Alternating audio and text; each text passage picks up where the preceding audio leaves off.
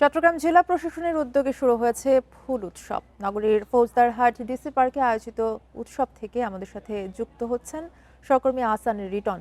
Written, এই ফুল উৎসবে দর্শনার্থীদের উপস্থিতি কেমন দেখছেন?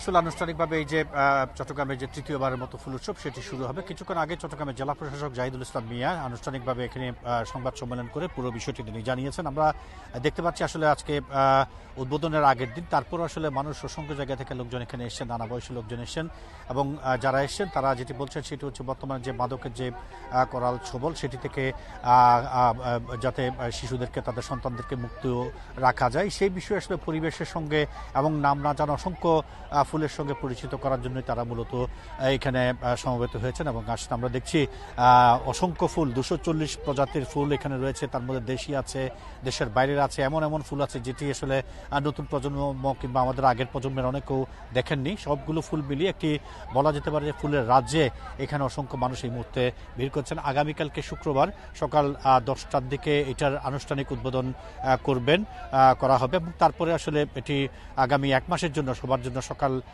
10টা থেকে রাত 9টা অবধি আসলে উন্মুক্ত করে দেওয়া হবে। আমরা দেখেছি আসলে ফুলের পাশাপাশি এখানে শিশুদের জন্য কিডস জোন রয়েছে, এখানে নাগরদোলার ব্যবস্থা করা হয়েছে এবং এখানে প্রতিদিন বিকেল থেকে আসলে সাংস্কৃতিক অনুষ্ঠান চলবে এবং সেখানে আমাদের দেশের বিভিন্ন আদিবাসী গোষ্ঠী ছাড়াও পৃথিবীর 16টি দেশের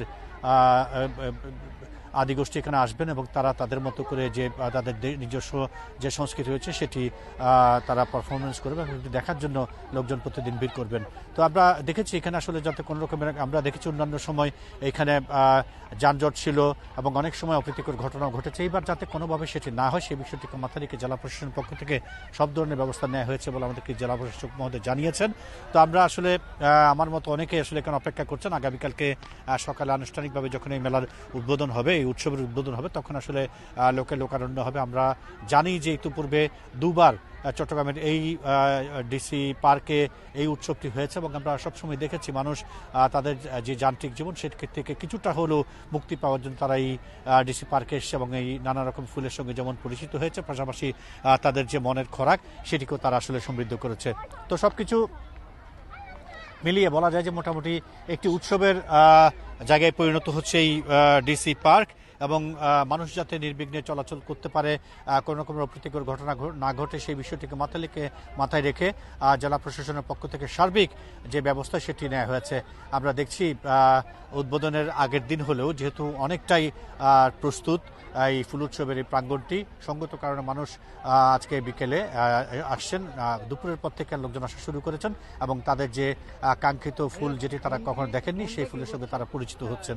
তো সব কিছু মিলিয়ে আমার কাছে আসলে ফুল উৎসব থেকে এইটুকুই ছিল আপাতত। আমরা আগামীকালকে যেহেতু বন্ধের দিন, আমরা ধারণা করছি অতীতের অভিজ্ঞতা থেকে যে এখানে আসলে লোকে লোকারণ্য হয়ে যাবে, উপস্থিতি আরো বাড়বে। জি, আহসান রিটন জানাচ্ছিলেন চট্টগ্রাম থেকে।